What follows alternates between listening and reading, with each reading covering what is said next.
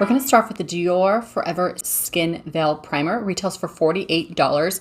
Now, when I first pulled this out of the box, I was a bit shocked because it is small. I thought it was going to be bigger for some reason. It just looks really big in the advertisement, but it is just a bit bigger than my palm, just so you guys know. So this is a radiant finish, long wearing, hydrating SPF 20 primer. So it's supposed to correct, protect, and illuminate and help your makeup stay on for 24 hours while also holding hydration in the skin. Let's try it on. So how I'm going to do this is the primer I'm going to put on all over the face, and then I'm going to use it with the new Forever Natural Nude makeup, which I am loving. And then I'm going to put the Air Flash on the other side. I love this foundation because it is wonderful for brides, TV, editorial. It leaves a really flawless airbrushed finish.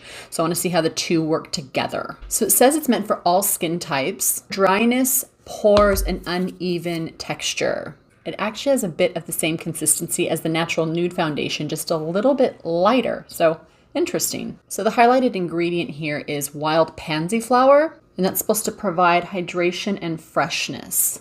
It does have a light floral scent to it. Feels very light, hydrating.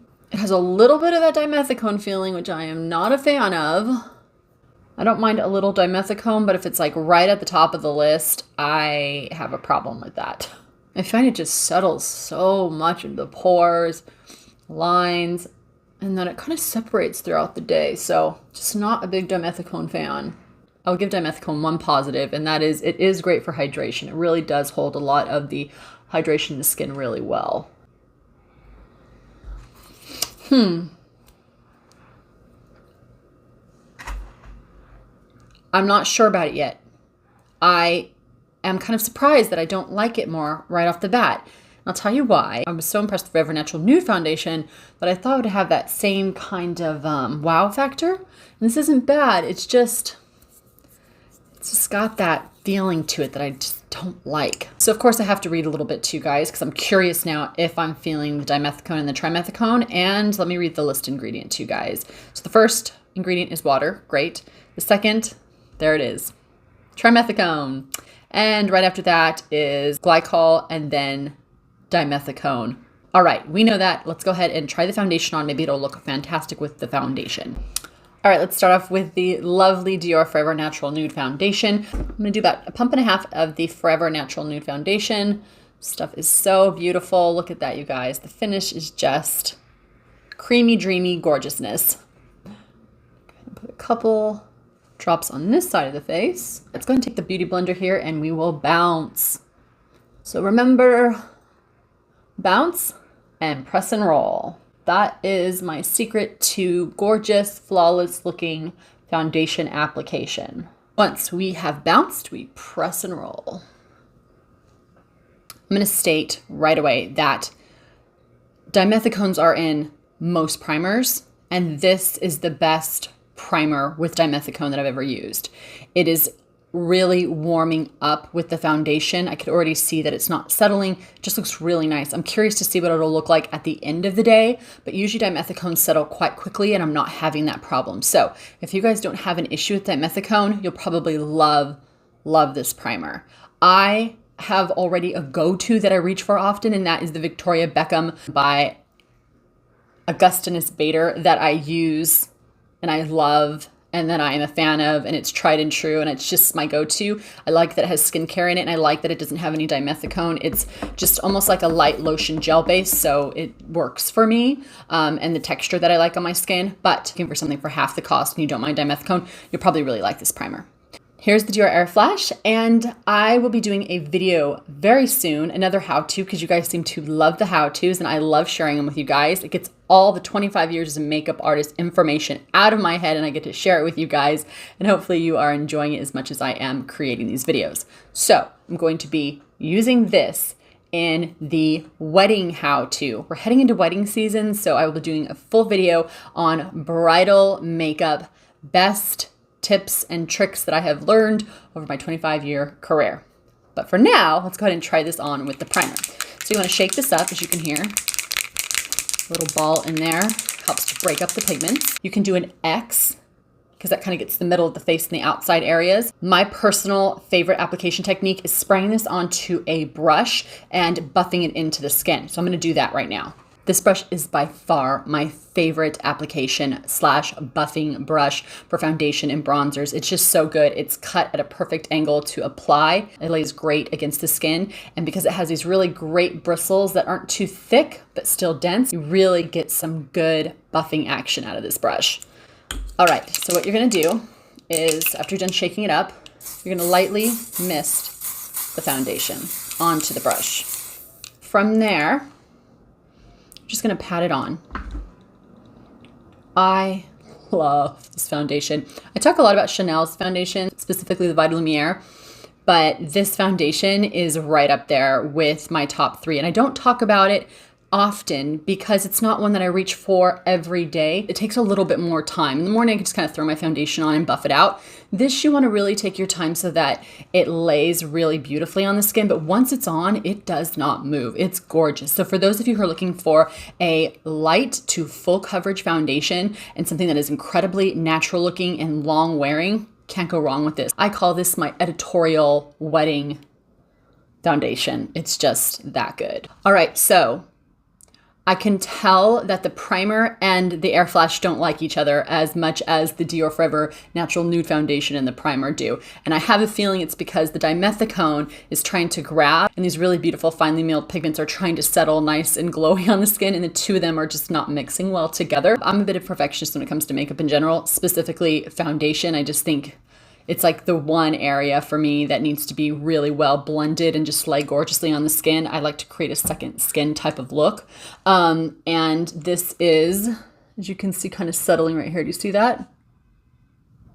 There's just some patchiness and it's just grabbing kind of not really well around the cheek area. So the foundation is gorgeous. I just wouldn't wear the Air Flash with the primer.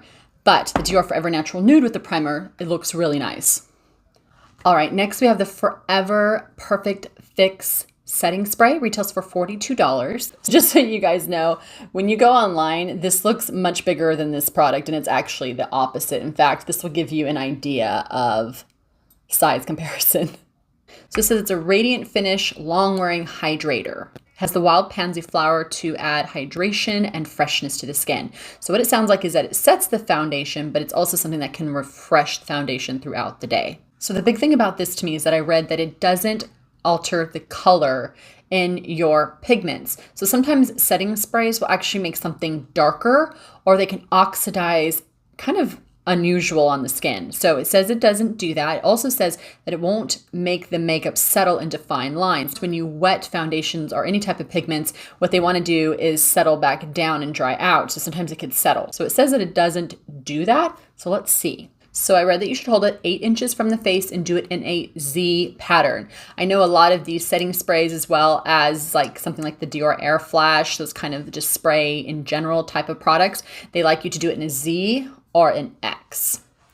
I like to just put it on all over, but we'll follow the directions here. So here's the Z.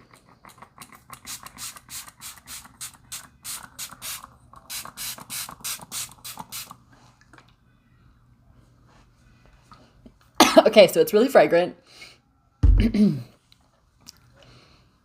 Yeah, it's fragrant, and I have to say the mist isn't it isn't a soft veil of mist. It's like you could feel it. So I'm gonna try this again. I'm gonna go a little further back, and I'm going to mist it going up and down.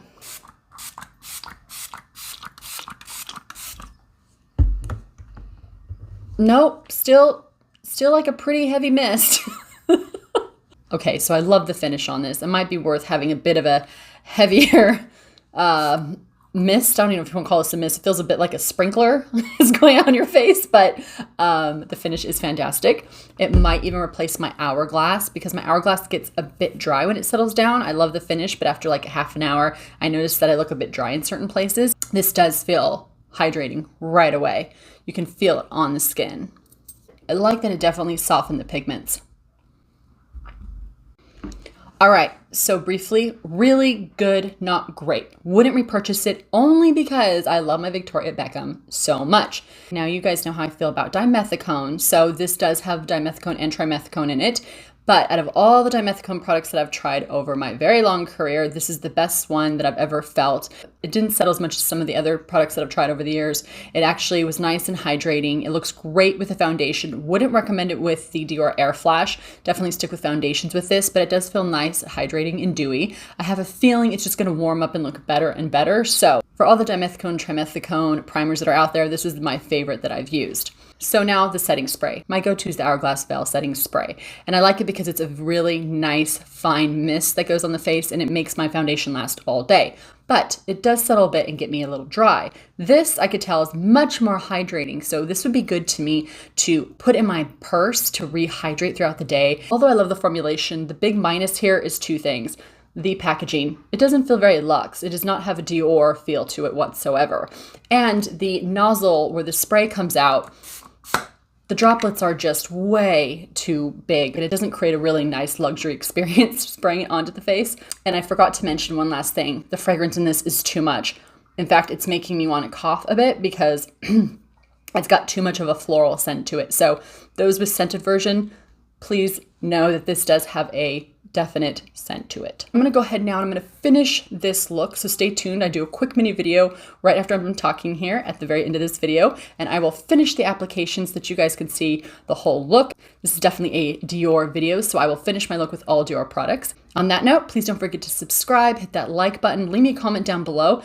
And I have affiliate links in the description box down below. I'll have everything that I am wearing on my face. Plus, most importantly, right below that, I have a list of just a bunch of different stores so you could shop for anything your heart desires. All right, everyone, let's go ahead and get into finishing this look with all Dior products. Let's go.